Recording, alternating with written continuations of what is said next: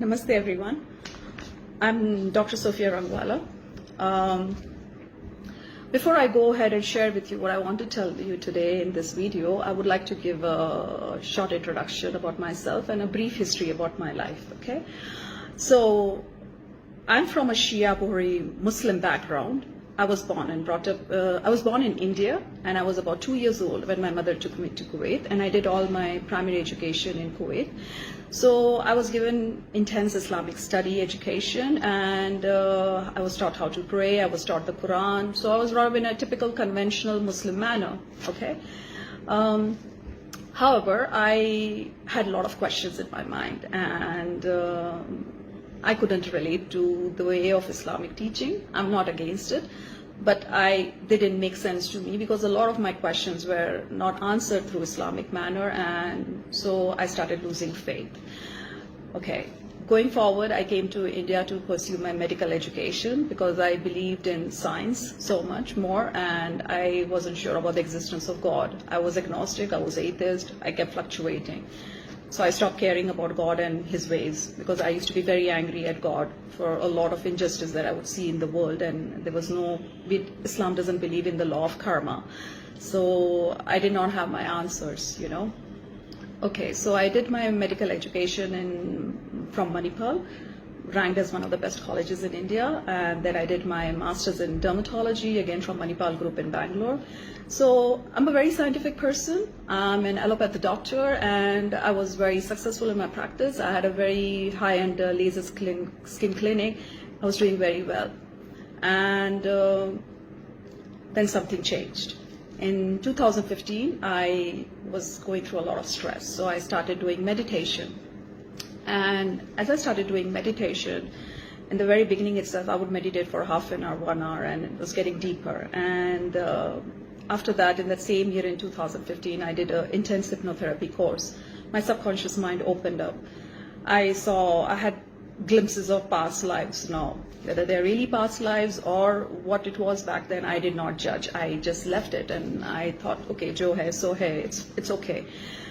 Then I started getting some messages in my meditation, and I was stunned. I questioned it because I was always very skeptical because of my logical mind, and I didn't start meditation for seeking God or for some spiritual reason. It was purely just to calm down my mind. But then spiritual things began to happen. So I got one day a very profound message, and I was stunned, and I asked the universe, I'm like, okay, if you really exist, who is speaking to me, you know, in my head, then show me something tangible, which I cannot refuse. I want to see something. I want to see an external sign, right? If you're that powerful, then you can show it to me. And so it began. I started seeing the 333. It was everywhere. Right after I gave out this message, it was in my face. 333, 4 times 3. I would wake up at 3:33 a.m. exactly at night. I would see 3:33 p.m. I would see, I was very active on Facebook, so I would see a lot of likes and, you know, 3,333. I've got bills with 333. I have seen number plates with 333. This went on for a year, and this was way beyond coincidence. This was not confirmation bias. This was not something my mind was conjuring up. Apart from this, there were some other things also which came to light. Initially, I had a lot of struggle to accept them, but then certain divine gifts which I am born with, they surfaced up. I cannot elaborate to that on this video, but some of you who know me, they know what I'm talking about. So I had a hard time accepting a lot of things which started coming to me one by one, and then something else happened. I started getting detached from allopathy, from my own practice, because I started understanding the power of the body and its healing mechanism, and that I knew that giving drugs to treat chronic condition is not the way to treat any condition. That we are not just this gross physical body, there is energy body, there are thoughts, there are emotions, and then there is our soul, and all of that needs to be addressed for a person to become all right. My patients weren't ready to listen to any of this when I would recommend them. Some of them did, most of them did. I started getting frustrated, and I quit my practice. So I threw away everything that I had worked for all my life. Since the age of 6 years old, all that I ever wanted to be was a doctor. And when I was at the pinnacle of my success, at the age of 38, I started losing interest, and just when I was there, you know, I didn't want it anymore, and I started letting go of it. It was just very effortless, and I was guided as well. I receive a lot of divine guidance in my meditation, and I believe in that now. So by 2018, I closed down my practice, I quit it, and since then I have been in strict isolation. My vairagya set in way before, but then the last 2 years it has been extreme, wherein I cut off completely from social media, no mainstream media, no news, nothing. I would not go out, I wouldn't meet people, I live alone, I do my own things, and so on. So I knew this corona-like kind of situation was coming. I did not know a virus would induce it, but I was aware that something major is coming for humanity, which will lead to a drastic transformation. The way we are looking at this is from a very materialistic point of view, that this is causing so much of disaster and destruction and the deaths and all of that. But then there is a hidden thing behind it. It is, we do not have to fear it. We are going through a revolution. We are going through what is called as ascension. The consciousness is evolving. Okay, we need to raise our frequency. And all right, so on ascension, maybe I'll make another video. This was just a little glimpse of that I wanted to give you.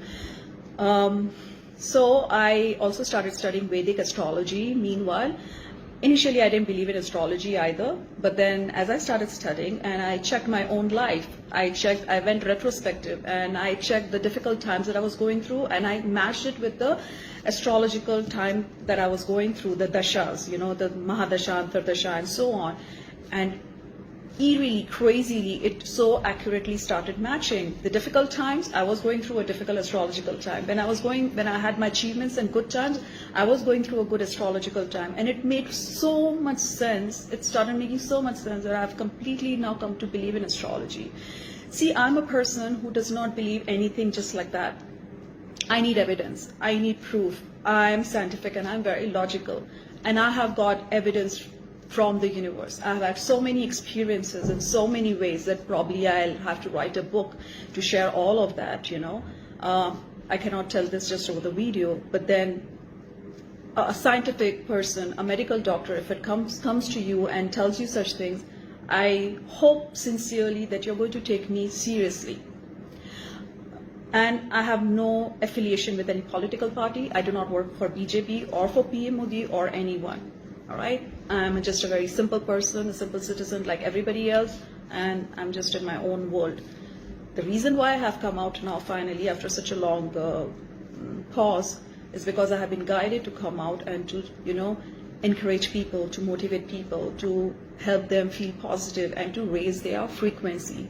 So everything is in this world made up of energy. You break down our body also back to an atom. What is an atom? If it is it's just energy. It is electron, protons, and neutrons, and there's so much of space in it. This is all quantum mechanics. This is not just, you know, something I'm making up, right? If you read up on quantum mechanics, you read on double slit experiment, and there are many other things also the scientists are working on and finding so many things. You will come to an understanding that that there is so much more which we are not aware of. Okay, so now why? Okay, all of this, I've made my point just to emphasize that what I'm going to say next, please listen to it carefully. And my whole point was to build a credibility for myself, and I hope that I have been successful in doing that. All right, so when Modi ji asked us on 22nd March to clap our hands and come out in gratitude as a nation, the whole intention of that was to bring a collective vibration of gratitude, which is an extremely, extremely positive vibration. All right, and you know, in the past, doctors have been beaten up. There have been many cases, and I'll tell you, the medical fraternity has not been happy. Being a doctor, I can tell you, we have been very disgruntled and unhappy with the way people, you know, cause destruction and they beat up doctors and they break things in the hospital and so on. Yes, there are many corporate hospitals and doctors also who are not practicing correctly. But then that does not mean that every doctor is bad, right? One has to respect for what they're doing. So this was Modi ji's way of encouraging, appreciating and applauding the medical doctors who are going to be playing a very major role in the coming time, who are and who will be. We have come to a realization that we are soldiers with machine guns or with tanks and with all the weapons, with the finest and the most sophisticated weapons, is not going to be of any use to combat the virus. We have to now defeat this virus through our humanity by coming collectively forward. You see what is nature doing to us? You see what this tiny invisible virus doing to us? Yes, it has kept us all physically distant, but energetically it is bringing us together. It is bringing us in oneness. The entire world is now fighting against one virus in unity, which we totally lacked before. All this while we have always fought against each other. We have always done backstabbing or bad mouthing and whatnot, right? We and our neighbors and all. But see, today all of us are compelled, forced to come together and fight against this virus. So spiritually, this virus is actually bringing in unity, and it is helping humanity to come together in oneness. So that day on 22nd March, the whole idea was to bring in a collective high vibration of gratitude, which is extremely powerful. Really very powerful. You can do your own Google search and check for it. Gratitude is one thing which can bring in miracles. Okay. Now I'm not saying that the virus will suddenly disappear. No, it will do what it has to do. It will run its course. But by doing this, we are individually elevating our own vibrational frequency. And when you bow down to God in prayer, don't you say, thank you, God, for everything that you have blessed me with? You do that, right? So similarly, this was a gesture of gratitude, and this was the logic behind this. The logic which most people miss, and they only see with the physical activity that is being performed. Okay, so that was then. Now, why 5th April, Modi ji is asking us to come out and light the diya exactly for 9 minutes and at 9 p.m.? There's a spiritual reason behind this. Many of you will ridicule, again, astrology, but then, let me tell you, astrology is for real. I am someone, a medical doctor, very scientific, very logical, from a Muslim background, telling you that astrology is for real, Vedic astrology is for real. I hope that you will take me seriously. And I'm not a professional astrologer as yet, so please, this is not an advertisement that I want you to come to me for consultation or I'm trying to promote myself. No, I'm still studying, okay? I'm still studying, and I do not plan to pursue astrology in a professional manner. I'm studying it because I want to study, just like I'm studying so many other things. I'm a certified yoga teacher now, so I've studied yoga. I continue to study that. I'm learning Sanskrit now. So these are my passions, and I'm pursuing that, and I'm studying because that's what I love to do. I love to study. So the 9 minutes signifies the 9 grahas, the 9 planets, which are used in astrology. And this is to appease. Now, in the month of December 2019, there was an astrological event that happened, which was really very heavy on the universe. There was a conjunction. That means 6 planets came together in one house at a time. And while I wondered, what is this going to bring? And while we were all like oblivious going on in our daily lives over here, well, a massive virus had, massive destruction had already was happening in China because of the outbreak of this virus. We were unaware of it. That's a different story, but then it had begun. The effects of that conjunction, that planetary event, astrological event, is showing its effects now in a more major manner, in a mass scale. And even as I speak, the astrological combination even now is not good, because we have Shani, we have Mangal, and we have Brihaspati together in the Makar Rashi, and Rahu and Ketu are not in favorable nakshatras either. There is also one more planet which is called as Pluto, which Vedic astrology doesn't take into consideration, but Pluto is also part of this conjunction. This conjunction is a deadly conjunction. Conjunction means when more than one, like 2 planets or more than 2 planets, when they come together in close proximity, they can lead to very disastrous effects. So this is what is happening. So now probably the aim of this practice is to appease the planets, to do what is called as graha shanti. So this is one thing. Spiritually, it is going to again raise your vibration as you light diya, as you light the, the light dispels darkness, right? We do that on Diwali. And in our prayers also, we do that. We always ask God that dispel the darkness from my heart, from my being, and bring me, illuminate my mind, illuminate my soul, illuminate my being, So this is a gesture. Also, this gesture is also about unity, that together we are united. And when we light this diya, this is going to dispel the darkness which is casted upon us by this virus. But astrologically, this is the significance. So the 9, why the 9? So that we can appease all the 9 grahas. 9 is also a number indicating of completion. It is end, because in the single digits, 9 is the last digit. After that, we come on to double digits. And as per numerology also, this is correct. There is also something else that is happening on the 4th. Now, if you see numerologically, 4, 4, and 2020. It's 4, 4, and when you add to in 2020, it is 4. So this is like 444, okay? So energy portal is opening up above, us, and there is going to be a massive cosmic energy waves which are going to be transmitted to Earth for the elevation of humanity, for the elevation of collective consciousness. This phenomena will continue even on the 5th of April. I don't know if Modi ji is aware of this or whether he has been made aware of this or not, but I am aware of it. There are many people world over who are spiritually inclined into meditation. They are also aware of it. Compared to the world's population, the number of these people is really very, very small. But we are aware, and we have been looking forward to this date of 4th April and 5th April.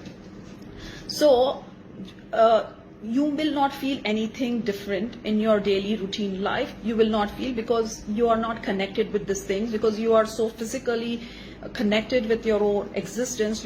If you're spiritually connected, then you will understand what I'm talking about, and you're going to feel it. If you sit in meditation, you will actually feel this strong vibrations. If you're not into meditation, if you're not into spiritual practices, then you're not going to feel it. But there is going to be a subtle transformation that will happen world over. This subtle transformation is not going to be visible overnight or in a very short period of time. It's not like the coronavirus is going to disappear or suddenly we are going to be all, celebrating. No, this will go through its own phase. It will, as per astrology, some people are saying it's going to go on to September. Some people are saying June. I really don't know. But I know that it will run its own course, and this entire year is heavy on entire humanity. The virus, the economic implications, and so on. 2021 onwards, we will have a breather and things will get better. So during this whole period, there will be a lot of transformation that each one of us will go at an individual level. Old way of being will just break apart.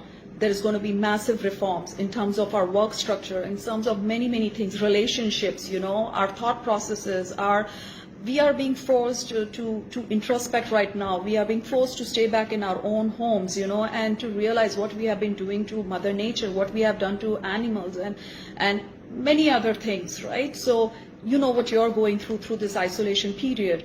You are being forced now to look within, to introspect, or just to sit by yourself and to question something that you haven't done for so long. But now the situation is forcing you to do it. So you are going through an inner transformation, whether you realize it or not, irrespective. Now, depending upon individual soul evolution and individual awareness, a person will go through the transformation. I have gone through this transformation already. I know what it is. It is not easy. It is difficult. But then the soul has to evolve, and at the end of the day, that is all that we are here for. Contrary to what we think otherwise, that we come here only just to take birth, we take our education, we get married, we work, we make money, we have our achievements and all that glories, and then, so on, and then we die. Question yourself, does it make sense? What is the point of this, right? Coming and going. If you're a Hindu and you believe in reincarnation, then what is the point of coming with multiple lifetimes again and again and again? Again, the idea is not just to live this mundane life. The idea is spiritual evolution. It is about soul evolution. And only when your soul evolves, when your soul grows and learns its lessons, you keep progressing.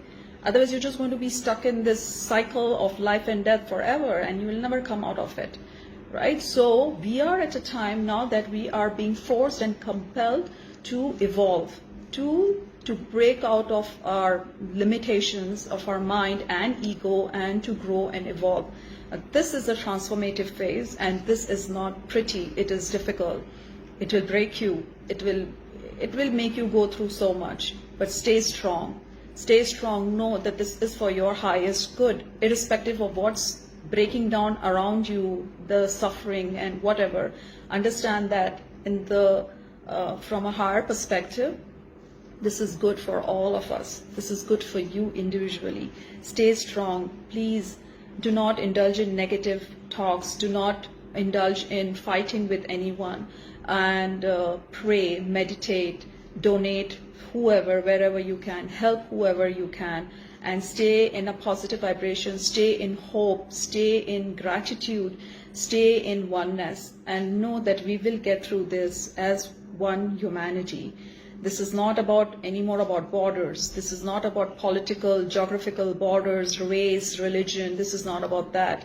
This is about just one humanity against the virus. The virus, if you look at it, it is not our enemy really, though it appears like our enemy, but it is our friend because it is helping us evolve.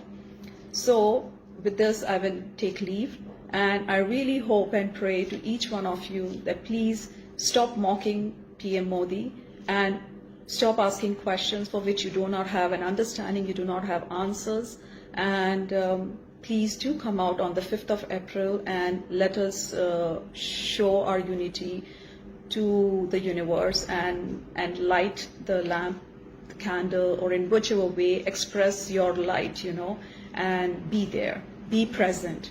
Pray to whichever God you pray. Pray for all of humanity. Pray for your well-being, the well-being of your loved ones, the well-being of your enemies also, and for everyone.